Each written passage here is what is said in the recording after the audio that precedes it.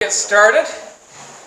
So the occasion tonight is to hear the presentation of the Preuss family in the Dominican Republic.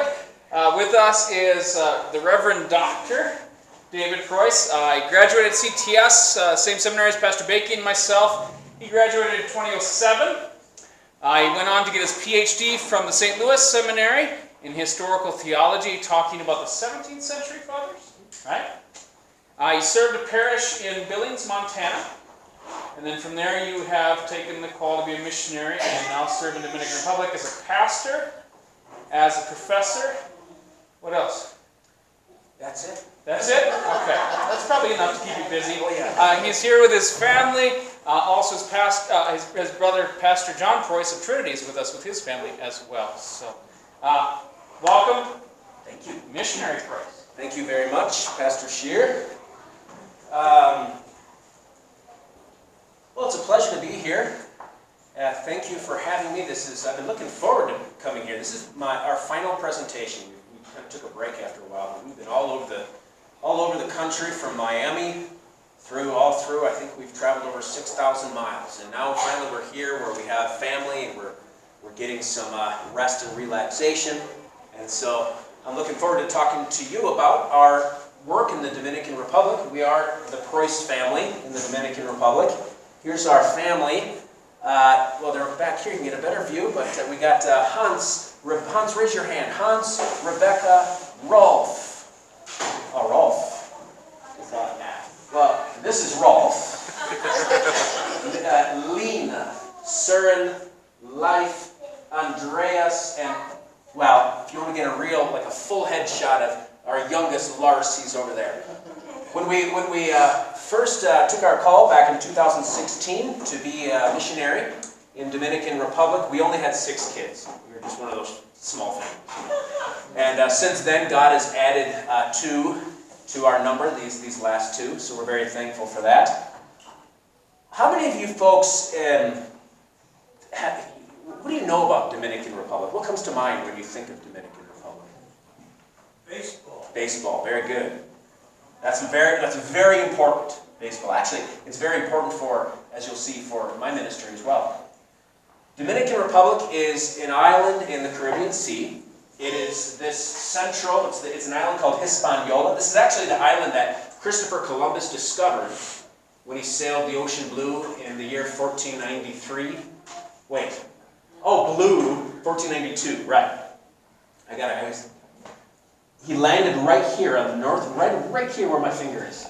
That's where his boat crashed. These are called the Greater Antilles, these 3 big islands, Cuba, Hispaniola, and Puerto Rico. Hispaniola, the third of the island of Hispaniola, is Haiti. And the eastern 2/3 is Dominican Republic. We have about 11 million people in the country, but it's a very mountainous country too, so folks kind of live up the hill, and most are actually concentrated down here in Santo Domingo, which is about 5 million people, so half the country lives in this city. And we live right here in the middle northerly part in a valley called the Cibao, in the city of Santiago.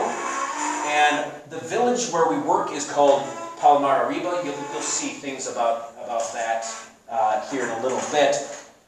This valley is the tobacco-producing valley of the Caribbean. Of course, Cuba is known for its tobacco, but Dominican as well, especially in this area. And of course, other crops are sugarcane and plantains and things like that. Since the Spanish discovered this country 500 years ago and founded it, settled it, this has been a very Catholic country. And by Catholic, I mean traditional Catholic, but among a people that has not been educated very well. Among the people I served in the country, in the village, if you are older than I am, there's over a 50% chance that you're illiterate. So that brings the level of learning down, and it requires me to explain things in a more simple way. Of course, mix that with Catholicism, it makes for a very superstitious people. The Spanish, when they came and settled, they blended their own Catholic religion with the religion that was already there, and then of course they imported the slaves from Africa, and they brought their African spirituality with them, and so it's a mixture of all of that. And that's very important to know to understand the ministry that we do here. It's a Spanish-speaking country, so I have to speak Spanish. Nobody speaks English, except for a few Americans, and so everything that I do has to be done in Spanish. And then finally, baseball. That's a very important point. This is the pastime. Nobody plays soccer. Well, no Dominican plays soccer in Dominican Republic. They play baseball. And so every boy wants to be a baseball player. And as you'll see here in a little bit, that's how you find, if you want to find the boys and you want to have a conversation, you want to teach them, you know where to find them. And we'll talk about that here in a little bit. I'd like to show you now, just to give you an idea of what things look like, what people look like, the food and the language, the culture. I'd like to show you a video that a friend of ours put together. This is a marketplace just a half a mile outside of our neighborhood. So this is what it looks like there.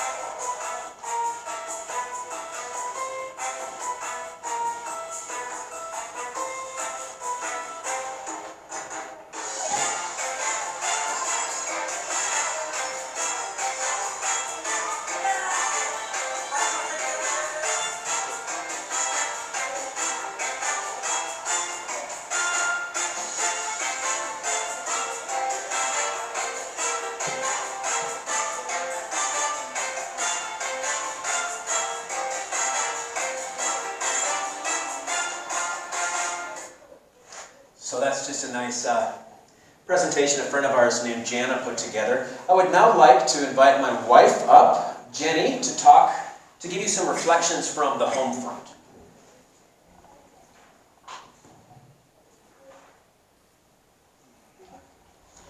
All right.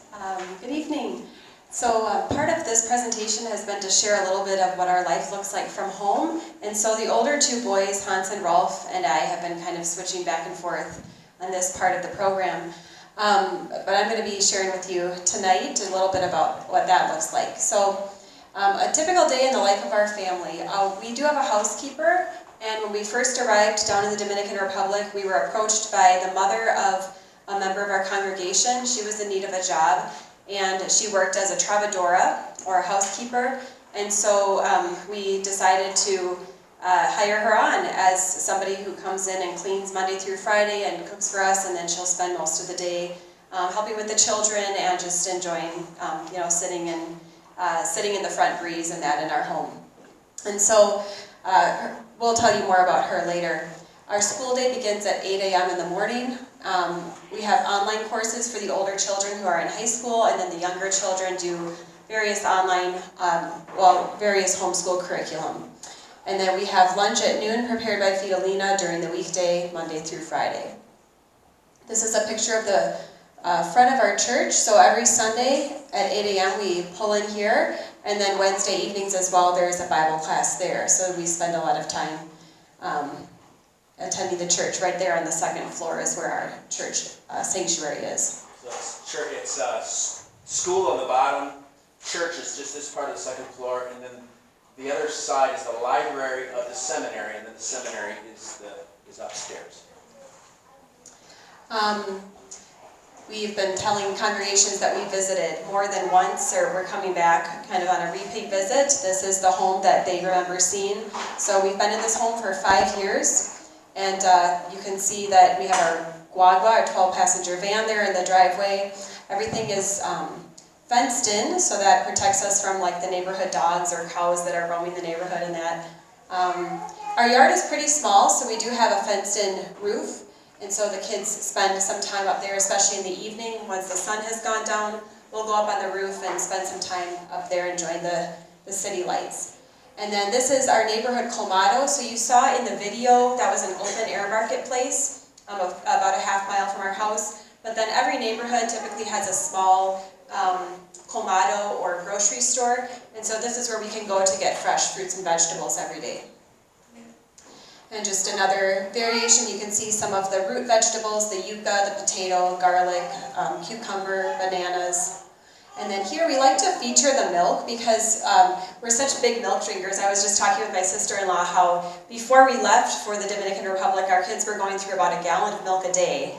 And once we got down there, this became our substitute. So you buy it unrefrigerated, and once you open it, you refrigerate it. So the little boys still drink this. The older kids really don't like the milk down there because it's a bit sweeter. They add sugar to it, and so they haven't gotten quite as keen on adding that to their diet. Here's a closer-up of Fidelina, our housekeeper. She's become such an important part of our family. Here she is helping with the children. She loves to be part of birthdays, and you can imagine in a family our size, we have those throughout the year. And so she just makes my life a lot easier with keeping us on a schedule, with our lunches coming ready at noon every day while I homeschool the children, keeping the house clean and so forth. So she's been a real blessing, and as for her, she's also, I think, very happy to have the employment. For instance, we've been here for about 2 months, and she still goes to our house and prefers to, she has a key and she likes to just spend the day there while we're gone too. So, and she'll feed our cats and that and take care of the place. So.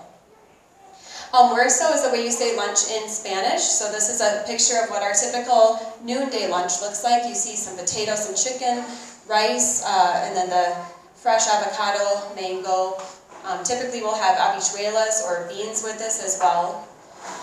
Over here is the sancocho that you saw in the video. That was the big soup, and this is a typical Dominican dish with about 3 different types of meat, and then root vegetables, plantains, yuca, and then different types of squash, and so it's very delicious. We had this around Christmas this year with rice and avocado. There's a lot of life around our church. This is a picture of us when we went to visit the the village children during a recess at their school. And so you can see that there's just a lot of laughter and play always going on. It's been a bit less this past year, understandably, with COVID kind of shutting down the schools and that, but we try to make it a point to be there as much as we can, even though we live about 20 miles from the church. This is a picture of us up on our rooftop. As we said, we have this fenced-in roof, so up on the roof is where we spend some time getting exercise. And my parents, when they heard that we had a smaller yard and it's not very safe for the kids to be riding bikes and walking on their own, their concern was that the kids get enough activity. So they gave us money for Christmas the first year we were there to purchase a trampoline. And so ever since then, the kids have been getting some nice activity up on the roof on the trampoline. This is a picture of our youth catechism class. Every Thursday they meet with Pastor Nauman. In fact, tomorrow's Thursday, so don't forget kids, we have afternoon catechism class. And they're just pictured here with some of their missionary friends with attending that class. Upon moving to the field, you can imagine it's a big undertaking to transition a family of, I guess at the time it was 8, now over 10 people. So we wanted to make sure that it was healthy and good for the kids, the transition. And so we made a point of staying in contact with a lot of their friends that they've made along the way in Billings, Montana. You can see them pictured with some of their friends from there, who we've also visited since then. In fact, we just were able to visit these 2 folks on the left this past week when we were in Billings, and they've been able to email and write them. And then they've also made friends in St. Louis, friends from back home in Minnesota. We've kept in contact throughout in order to kind of maintain that those relationships that they otherwise might feel kind of have been lost in the move. And then in addition to that, they've made a lot of new friends all around the world. Here Rolf is pictured with some friends from the DR and Cuba. And then we've got the Dominican Republic, of course. Here Hans is talking to his friend from Argentina.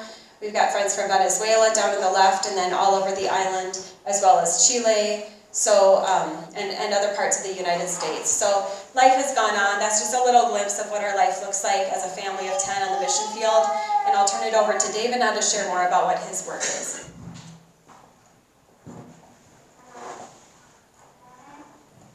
Thank you, Jenny. That is such a valuable perspective, the home front, and that's very important for successful mission work. The family needs to be first, no matter where you are. And of course, I was a husband and father before I was a missionary, so that's the primary vocation. And Jenny's been such a wonderful missionary wife and mom, and we really enjoy it. Now, you've seen a lot of things so far in this video that have to do with the unique culture of the Dominican Republic, the food, the language, perhaps a little bit of language if you heard that, the people. And these are exciting things, the climate. These are things that excite people, and when you think of missions, you probably think of someone going to a strange place. That is the case. But I can tell you that the vast majority of what I do as a missionary is the exact same thing that your pastors do here. We handle the word of truth, the Holy Scriptures. We teach law and gospel. We teach people the forgiveness of sins, and we teach them to observe, as Jesus says, everything that our Lord has commanded us. We baptize and we teach. Now, my job, as Pastor Shear pointed out, I really have, my job's kind of split into 2. I tell you, I have 2 full-time jobs because it kind of feels like that sometimes. I'm a pastor and I'm a seminary professor. But of course, you know how it is. You can't really have 2 full-time jobs because you only have so much time in the week. And so you have to concentrate on one thing. And when you concentrate on one thing, the other thing kind of gets a little bit neglected. And then you have to return to that and compensate. And that's the nature of life on the mission field. Lack of resources, lack of money, lack of people, lack of time, and we have this big, huge task before us. So, again, it's important to have a healthy family life to be able to go back to after all of that. I'd like to tell you now, I'm going to start with my work at the seminary.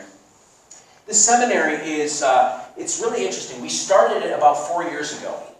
And this is, what we have here is the only Spanish-speaking international seminary in association with the Lutheran Church Missouri Synod. And we picked up the foreign students who had been attending the seminary in Argentina, but Argentina discontinued its foreign student program. We picked up those scholarships and brought the Latin Americans from north of, from Chile in the north of the southern cone about 4 years ago. And today we have 11 residential students and 24 online students, and they span from 12 different countries. So that's a lot of work. Our faculty, we have 5 full-time faculty members, and I focus on dogmatics, which is Christian doctrine, and also confessions and church history. And I love teaching, it's my favorite thing. Just to give you an idea of how wide the range is of students, I'll just introduce you to a few of them. This is John Carlos from Peru, Guillermo from Mexico, Elvis from Peru, Rafael from Venezuela, Rudy from Guatemala, Mario from Spain, Marcelo from Chile, Neftali from Mexico, and Isaac from Venezuela. And we also have Cuban students. This here is Benjamin. He's one of my favorites, if I may say so. I love Benjamin. He's such a gentleman. He's from Bolivia, and here he is. This is the first graduating class of our seminary. Most of these people here lined up are ordained, are graduated and ordained pastors in Latin America. So that's been nice. Bolivia is a very interesting story. This church in Bolivia it's not traditionally part of the Missouri Synod. You have a Book of Concord in front of you here. They don't use the Book of Concord. They weren't even using Luther's Small Catechism as far as I know. They did not ordain pastors. They were started by a pietist Norwegian missionary society back in the day. And what happened was some young folks in this church body started asking the question, what does it mean to be Lutheran? We call ourselves Lutheran. And so they sought out the seminary, and they have come through, first through Argentina, and now through us. We've had 5 Bolivians come through, learn Christian doctrine. They're all fantastic students. They're all great. And then they go back to Bolivia. They've struck up conversations with their brother, with the pastors there. That has brought them in turn into conversation with us as a faculty. And these folks want to be Lutheran. They want to be of the same confession as we are. And so it's been a wonderful opportunity to get to know these Bolivians, some of the politest people you'll ever meet, and really sharp folks too, sharp people, and loving Lutheranism. Here we have a crowd of people from Latin America, as well as visitors from the Missouri Synod and Brazil, together for a symposium, a theological conference. And this is an example of one of those opportunities to come together, talk theology, support each other, and give each other that mutual conversation and consolation that is important for growing the church. This is kind of the core of the Latin American church in the north. That's what you see here. And God is richly blessing our region here through our seminary. So it's just such an honor to be part of that. In addition to being a seminary professor, I'm also a pastor.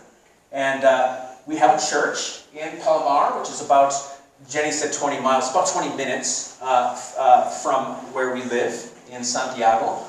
And we have, I don't know, about 100 people that are baptized members that are within my sphere of ministry, you could say. I also have Pastor E. John Fritz. I'll introduce you to him in a minute, who has been with me for 5 years, and a few deaconesses that work with people and people with special needs and things like that, and also 2 seminary students who are basically vicars. They function as field workers and do a lot of the heavy lifting for me. In fact, Jean Carlos is really holding up the fort for me as I'm away. This is Pastor E. John Fritz.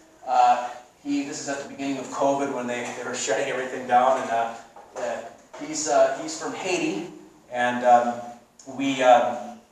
the idea was always, he was a vicar when I got here, and the idea was always to put him forward as the primary pastor, the main pastor, and it's been a struggle. North Americans have higher standards for everything, education, and so it's sometimes difficult to bring people, natives as we call them, up to the same standards. But it's very important that we raise up Dominican, he's Haitian, but Dominican. He's been in the Dominican Republic for 12 years now. But it's important that we raise up native pastors to do this work so that they can just interpret this work into their own culture. Since I have been in a missionary, I've baptized well over 30 people, half adults, half children. These are just the last two that we baptized. This is our little goddaughter, Inés. She's the daughter of a colleague of mine from Venezuela. And then here's a little girl, Gazmeli, from across the street. Now, baptism is a very important, not only is it the primary function of a pastor, make disciples of all nations, by baptizing them, right? So not only is it really the first thing that I do, but it's also a window into the Dominican culture. It gives you an idea of what I deal with culturally and also theologically. When a person presents, now again, these are Roman Catholics, so they believe that baptism does something, right? So when a person presents himself as a candidate for baptism, or perhaps a mother brings her child and says, "Would you baptize?" I say to them, well, I set up a visit, and then I say to them, "Nothing would give me greater pleasure than to baptize your child." Now let me ask you, why do you want to be baptized? And you know what a common response is? They would like protection from the witch. You see, there's a witch in the woods, and the witch is powerful. The witch can do you harm, and baptism gives you protection. So it's very, very simple. A lot of superstition. 6 months before I arrived, there was he's now a member of our church. I catechized him 6 months after I arrived. 6 months before, he had been seen cutting the head off of a rooster and sprinkling the blood of the rooster on his front doorstep to keep the evil demons away. So this is where they are culturally, theologically. And when they say to me then that they want protection from the witch, I say to them, or whatever superstitious reason they come up with, I say to them, well, baptism gives you much more than that. Baptism gives you protection. It fertilizes, is that a word? Fortifies you. Fortalecer. It fortifies you from the witch's boss, who is the devil. But it doesn't just simply take you away from the devil's power. In fact, this is what is so important about baptism. It's not just throwing water at you. I don't just sprinkle water and then go. No, it's water and the Word. It's the Word of promise, the eternal Word, which accompanies you from the font all the way to your grave, and that enables you to do battle against the devil. You're going to have to do battle every day, and the only way is to return to your baptism. So it's important to take advantage of this baptism and live in it. And this means that, in practical terms, it means that I want to be your pastor. I want to continue visiting you. I want to have a pastor-parishioner relationship with you and this child. And on your part, you must bring this child to church. And so that's always the conversation. It doesn't work out as well. Nothing ever works out as well as you would like it to. But that, of course, is our struggle. You know, I said to someone once that people are so superstitious, and finally the way I drive it home is I say, look, if it were just mere water, then I could wait for a rainy day, and I could walk outside with a loudspeaker and say Abacadabra, or in the name of the Father and the Son and the Holy Spirit, and everybody would be baptized, wouldn't they? They say, well, of course not, Pastor. Well, no, it requires the Word of God, which is the same Word that we commit to by faith. Now, in addition to baptisms, I do a lot of funerals. That's another pastoral act that is also a nice window into culture. This is a picture of, this is Joanne's funeral. She's lying in this coffin. She was about my age when she died. They don't know. They couldn't afford to find out how she died, much less the options for keeping her alive. And you bury on the day of the death. So this is the day that I'm preaching this funeral sermon, the same day that she was, she's here in her coffin, and I'm preaching, and then she's going to go into the grave later on that day. So they don't embalm or anything like that. And if you are relatives living outside of the country, like maybe in New York or Boston, and you would like to attend, they have a 9-day wake. And this is a very superstitious practice that goes way back. One of those mixtures of Catholicism and paganism. And on the 9th day, they have what is called the novena, or they light a candle. And on that day, the spirit of the deceased is supposed to leave the house. And so you need to pray every day so that the spirit of the deceased leaves the house. Well, we don't care where it goes. You can go to purgatory, you can go to the moon. Just get out. We do not want a haunted house, you see. We do not want a haunted house. So, that's what they do. Now, this is the context in which I come in to preach. So you can imagine what I'm saying here. And by the everywhere in Dominican, especially in the villages, is like the Catholic Church. The center is the Mass. And only the holy people go there. The ladies in white. You know who they are, because they're the ladies in white. They're worthy to be at the Mass. And a few men, too. Men who pay. Men of means. And then you have kind of like these concentric zones, circles that go out. And the people I serve are on the very margin. They don't ever go to church. They're not worthy of church. Partially because they can't afford it. They can't afford the services of a priest. You pay for baptisms. You pay for confirmation, first communion. You pay for quinceañeros. When a girl turns 15, the priest comes and they bless her. You pay for that. You pay for weddings. You pay for funerals. And, well, I don't charge, so I'm here. And this draws a crowd of over 250 people around the house, and they're looking at this spectacle. Look at this white priest preaching and doing the funeral for these poor people. They've never seen anything like that. And, of course, I'm also preaching the gospel. They've never heard that before. It's like everywhere is the Catholic Church. It's everywhere you need to make clear what is the certainty of the Christian faith. There is no purgatory. There is no time in between her death and heaven. As surely as I saw her saved, I saw her come to the Lord's Supper, confess Jesus, I confirmed her. I saw God save her in time. I can assure you that God has saved her for eternity. And you too, if you believe what she believed and confessed, you too will be saved eternally. So that's what they're hearing. And that's what they spread from mouth to mouth. That's how the gospel grows in these communities. Conversation. We start conversation amongst ourselves. We talk about what the theme was for the day, the Bible lesson for the day, and we discuss how we're then going to bring it to the community. And then we bring it to the community. We sit down with families in their homes. Women are easier to reach from a missionary perspective because they're usually home and their conversation is more domestic. This is important. The gospel is really, it's domestic language. It's first estate home language. If you talk about marriage, children, birth, things like this, growing up, maturity, you can easily convert these conversations into Christian conversations about Jesus and growth in the faith and in the church. Men are more difficult to relate to. They're just simply harder. You need to build that trust. You need to go back again and again and again because their conversation is typically different. Women tend to be more educated. Dayeli here can read. Carolina can't read. She's my age. Dayeli is half my age, so she can read.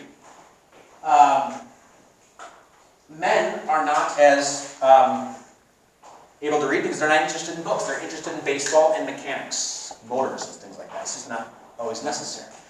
But this is Adoni. Adoni and I have a good relationship because we frequently talk. We frequently talk about Jesus, and that is necessary because when Adoni learns to respect me and we respect each other, Adoni's friends respect Adoni, or respect me, because they see that he respects me. And that's kind of how it goes. This is Anibard. He's the most important man in the community. Can you tell me why? Baseball coach. He's the baseball trainer, which is even more than a coach. Yeah, he's a coach. He's the baseball coach, baseball trainer for all sorts of kids. Now this is kind of like an inner city type of a people. People are not very well disciplined. There's almost no discipline in the home. They love their mothers, but they don't know how to respect their mother. Their fathers are absent. This man alone gives them the discipline that a boy needs to sit still and to learn. It's impossible to teach people. We take it for granted. We have so much of this kind of civic structure in us. We know how to sit and listen and learn, etc. For them, it takes a baseball player. Now, I have a relationship with Anibal. So when I go to the baseball field, he welcomes me in, he puts me up on the mound, and then he says to the boys, take off your hat and take a knee. And they all, it's like military. They all take off their hats and take a knee, and they give me their undivided attention. Now again, most of these kids, even if they can read, they don't read. And I teach them lessons from the mound, like this is Luther's Small Catechism. I'll teach them the Ten Commandments, Lord's Prayer, an article of the Creed or two if we have time. But sometimes, and I do this frequently in homes, I just use this Bible that my mom made me. And this Bible, I don't know if you've ever seen one of these things. It's a color Bible. It has no words. Now these folks can't read. So I teach them to read just by looking at colors. I say green. What's green? Look around you. Trees. Living things. Life. That's green. God made that. God created us to live. He created everything. That's creation. Black. Black is the color of the dirt. Because of our sin, we die and we go back to the dirt from which we came. The wages of sin is death. It's like a stain on a shirt that we can't wash away, so we must then wash it in the blood of Christ. That's red. That's the cross, the redemption. And having washed our robes and made them white in the blood of the Lamb, we are able to stand forgiven. We are forgiven. We stand pure, righteous, holy before God, and standing before God, even today, through faith in His promise, on the last day we are able to enter into His glory and sit with Him around the Lamb, around His throne, wearing the crown, the gold crown of everlasting life. And that's the story of the gospel. So then what I do is I look at the one who is paying the closest attention to me, the most active listener of the crowd. And on one occasion I gave it to a young man. I think his name was Flaco. And I said to him, here, now you teach your friends what I just taught you. And he says, oh no, I can't do it. I said, oh yes you can. All you need to do is you point to the color and you tell your friends what the color means. And so I'm thinking on this one occasion when Flaco took the book and he preached it so beautifully, better than I did because he speaks better Spanish. He did it in his own language. And all he had were the colors. He told them what creation was, what sin was, what redemption was, what forgiveness is, and what eternal life is. It was beautiful. And it also demonstrates, that's what's so important about this exercise, and I do this in people's homes too. It demonstrates that yes, you can confess Christ. You can. Don't say, I'm not your surrogate Christian. I'm a preacher, but I don't believe and confess for you. You believe and confess. And you do so wherever you are. And that's how the church grows.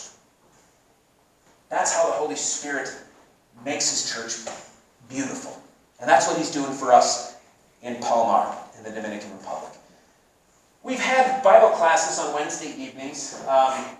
Before COVID, we had them on Sunday mornings. And then we switched, then we had to bring our divine service to Sunday morning because then they closed down our church. And the mayor turned it down. I regret a lot of things, you know. Looking back, I wish we would have done things differently. But you know, we're all in the same boat. You know what I'm talking about. Well, now it's a little difficult to get folks back. We had of the 100 baptized people that are in my kind of sphere of pastoral influence, we had about 75 regularly in attendance before this thing, COVID, I think they call it. And then now, after COVID, we have, 25 and growing.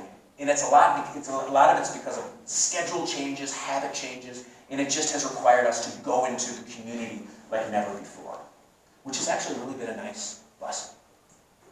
They have pretty much, they haven't entirely shut down, but we've had to lay off half of our teachers. And most of our students at our schools no longer go to school. We can't keep up with the government, which is handing out free computers to every student. We can't afford to do that. So before COVID, they were using like the cell phone. Mom's cell phone was everything. If there were 3 kids in the home, they all did their school through Mom's cell phone. And that's also where they got my sermon. That's also where they got the government edicts, things like that. And so it's been really, really difficult. So again, we've physically, since they pretty much shut down our schools, we've physically had to go into the communities like never before. And that's been great. We started a little Bible school on Thursday afternoons where we go into 3 different homes. 2 in Palmar and another one in La Piedra here, which I'll tell you about that in a minute. And we take these tables, like white tables that, well, you see here, it folds in the middle, and then we carry it to the house, we set it up. We have about 15 kids around the table, and we teach them simple Bible stories with pictures. We have Jean Carlos, I have my seminarians do the teaching, and they do puzzles, they memorize Bible passages, and then meanwhile, I talk to the parents who stand by and watch, and especially the men. And I try to, learn what their job is, whether they would like to come to our church and learn more, bring your kids to church, arrange a visit, and things like that. So I do a lot of my pastoral visits while they do the teaching of the kids. It works out really well. And we have, I think, about 40 kids that we're reaching on a weekly basis. And this, of course, through this we make contacts. These kids learn to confess the gospel, and their parents do too. And of course, it establishes that trust, that confianza in Spanish, that is necessary to have a relationship with especially with the men there. We have an orphanage next door to our church called Good Shepherd Lutheran Home. We call it the Casa Hogar. And this is Junior. He's one of 6 kids, and they're all my members. They're all kids with various disabilities, and they come to church twice a week. I love Junior. He knows everything. He can't talk, but he can point and grunt, and he understands, and he's just a real joy. Now, so far, everything that I've talked to you about, I'm going to wind down here talking about our mission plant that we're doing. What I've been showing you before, up to this point, has been our mission in Palmar. And this is a church that I have been kind of nursing back to health, pastoring, but it was planted by other missionaries. La Piedra is something that is a church that I myself have started in the last 2 weeks. It started with a lady named Carolina, who brought 3 of her children. We had the regular baptism. She heard, I was that pastor who baptized for free, right? So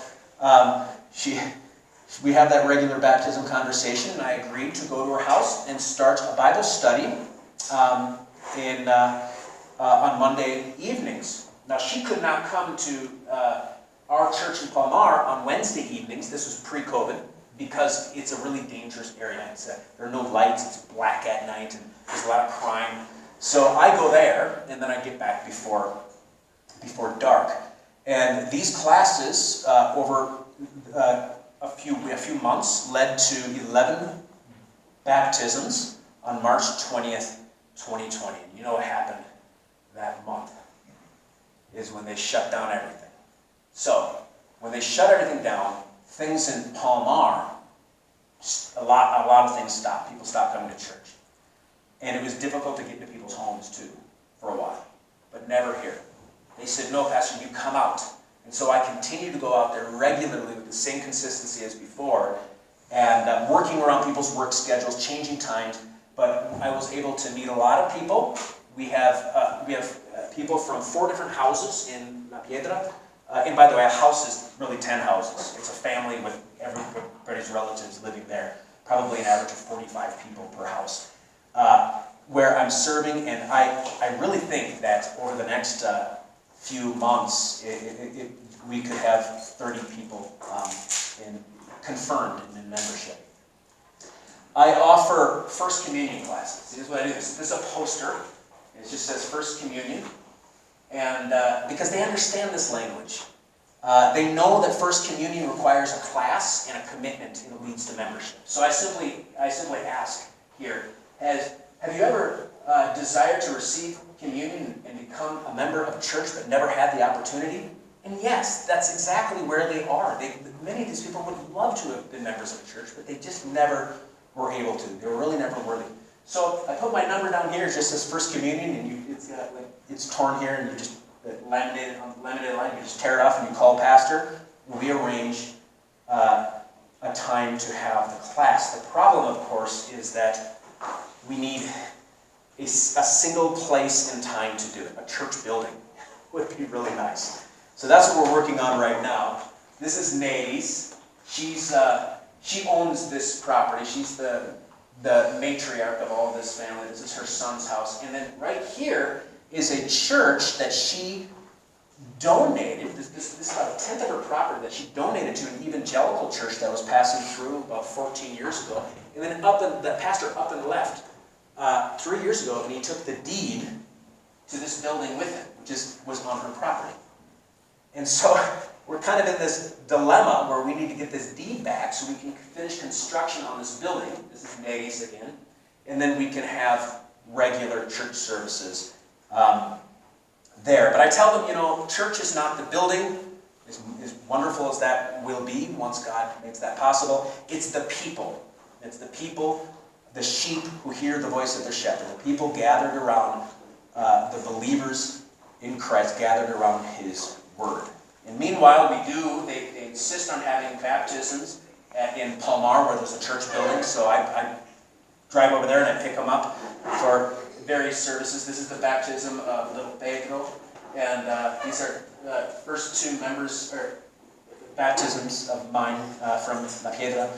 And meanwhile, we continue to have conversations, and we pray that God would cause this church to grow and make it a mature church, and kind of like the one we have in Palmar, where they grow in grace and knowledge of the truth. This has been such a tremendous experience for us these last 5 years. I love the work I do, preaching the gospel and people hearing it and rejoicing in the forgiveness of sins. There's nothing more enjoyable. There's nothing that brings me greater pleasure than that.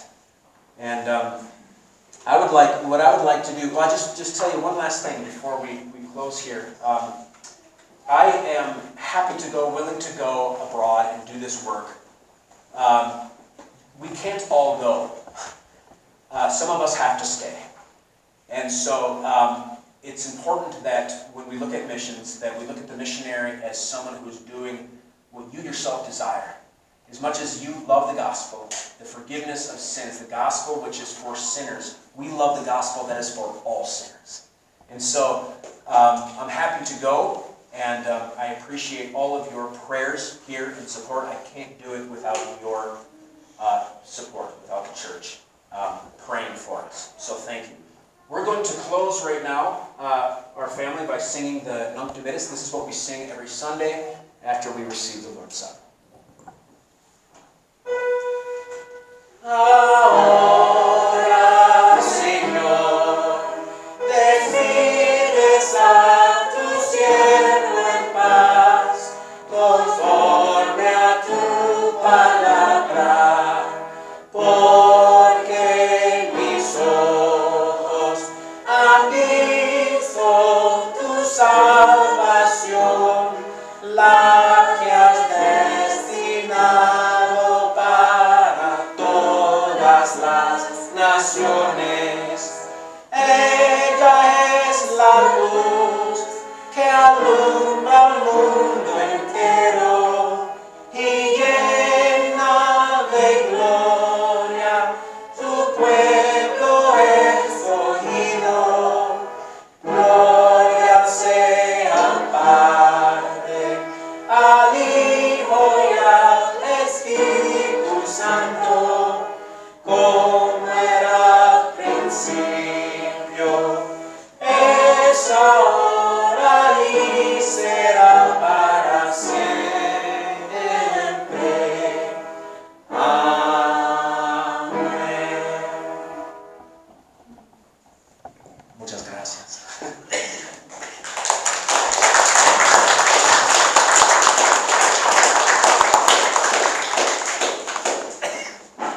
Questions? Sure, if there are any questions or Questions, and I think the first one that probably some folks said, could you give any update on Pastor Fritchie? Because Oh, Pastor yes. Fritchie served as an associate pastor here in the 2000s. So many of the members remember Pastor Fritchie. I really should have mentioned him right away because he's the director of the seminary that I talked about. He does most of the presentations on the seminary, and so I either borrow from him or I prefer that he talks about it because he's kind of on the director side of it. He's doing a wonderful work down there. Joel is he's been there for I don't know, either 6 or 7 years. He started as a church planter down in Santo Domingo, and then he was brought up. He took a position at a church in the city, the main city church in Santiago, so he serves as pastor there, and then also director of the seminary. I don't know how he does all the work that he does, but he's just a tremendous worker, and he's doing very well. But pray for him. He needs... I think he works too hard sometimes. Okay. Other questions? So, does the government support the religious instruction on the island? Oh yeah, the government supports it. I think the government generally, it's a Catholic country. I think they generally appreciate any attempt to educate, to bring literacy to the people, and also just any kind of humanity, kind of humanitarian kind of work. They're always open to that. So they're open to really all religions. But I preach against the errors of Catholicism every single time I open up my mouth. So it's funny, this lady, she's so sweet. She's one of the holy ladies. She hears me. I have preached against purgatory. She's heard me preach against purgatory 7 times, at least. But she still smiles. And so I said, you just keep going. And it's not to bash Catholicism. It's to bring certainty and comfort to people who are mourning their loved ones. But no, I haven't run into that. Politically, I mean, this is not like America. I mean, it's interesting coming out to Wyoming. You'd think that there's no such thing as I have my beliefs. I mean, there's no COVID out here. You go out there, and it's really a political thing. The government it has a very heavy hand, and there's no argument. See, Americans have an argument. We can say government is always within our reach, so to speak, or ideally it is. There it's not. The government for them is it's a terror to evil, and so you just kind of stay out of its way. And so it's been really hard with the drastic, just curfews, big curfew at noon for a while. It's just because they can. Governments will be powerful. How long will I stay there? Well, as long as God keeps me there. I look at this the same way as I look at any call. I suppose my call is through the Office of International Mission, is what they say, or through the Board of International Mission. But of course, the call is from God, and it's to these people here, and we'll see what God has in store for us. I'm willing and open to go to other places, and we'll see.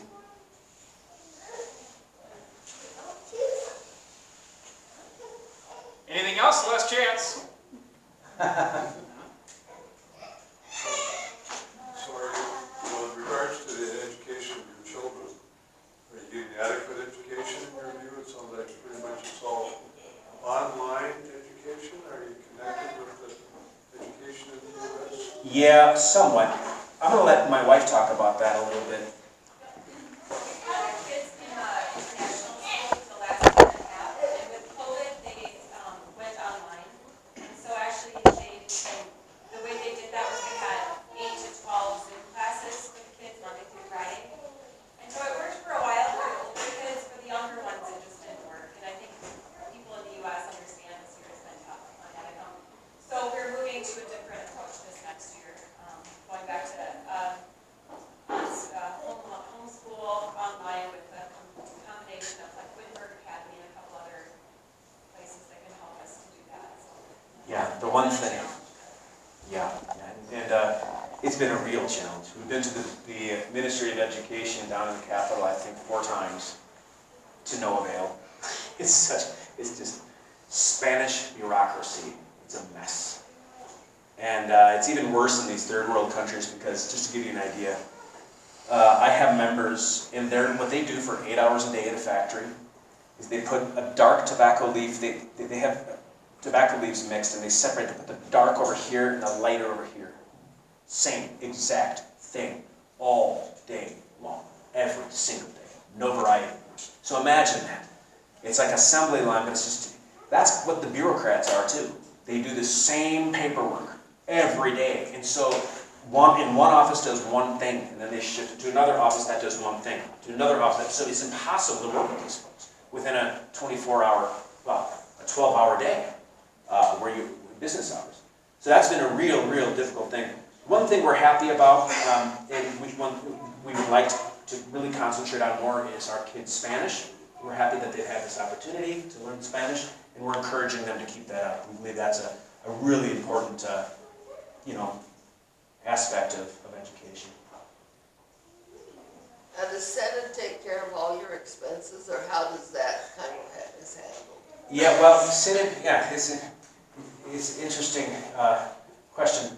Yes, Synod does, but the Synod Incorporated doesn't. It's more the people, the churches. So I go, what it is this. Back in the day, people typically gave 10% to the church gave 10% to the district, gave 10% to the synod, and the synod would finance the seminaries and missionaries. Well, now the synod doesn't fund I suppose it's technically in some way, they might say, I might be speaking heresy to say this. I'm sorry, but this video is going to go around too. Here's my chance. I'm being recorded. Yeah, that's a real heresy to speak incorrectly concerning synod's funds, right? Missionaries are funded through what's called restricted funds, not unrestricted.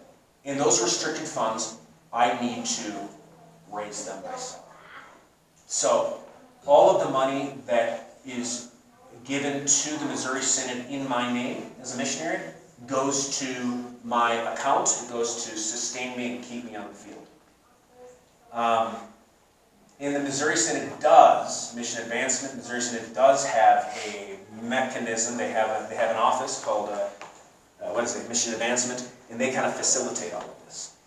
And they keep, so I'm able to fly in and out. I'm able to be paid. I have health insurance and things like that. So the Synod certainly has a significant role in administering that money. But they're restricted funds, and I myself, as a missionary, I raise those funds. And sustain them. Please. On the Sunday service, do you preach in Spanish, or do you take and preach in English and then an interpreter tells the people? No, I preach in Spanish. So I've had to learn Spanish, and I preach in Spanish, I teach in Spanish. All of my meetings are in Spanish. The only thing that's not in Spanish is my conversation with my family. Maybe we should start speaking in Spanish.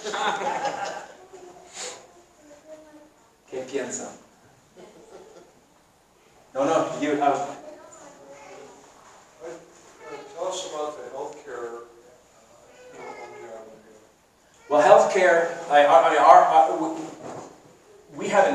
insurance, so that pays for our health care. But the health care there, it's okay. I mean, you kind of have two worlds. You have the private world and the public world. The private world is for those who pay, and they call those clinics. We have decent clinics. It's called homes. And since we have good insurance, it pays for it. Now, we've had quite a few health issues among our missionaries lately. A few heart attacks, and they've had to be medevaced out to the Broward County, Miami area hospital, where they've worked on them because they simply don't have the capacity in Dominican Republic. But for basic things, it's reasonable. It's just that compared to what we have here, it's almost sad that they know that there are other alternatives, because compared to what we have here, it obviously isn't very good. Jenny? Yeah, I think I would describe it as they don't have a routine here. Things like dental cleanings and things like that, we have no problem getting that there. I don't know what else. We've had ear checkups and, Rebecca's gotten her last there. So traditional standard things are just fine. But when something's a little bit more tricky or you have a more complicated question, then that's when you're really appreciative for the think tanks in the States that can Yeah. chime in on that. I was going to mention in his question about Spanish, one thing that his brother asked him to do at the end of his presentation was to say the benediction in Spanish. Would you mind doing that for them? I suppose. Of course I don't mind saying the benediction.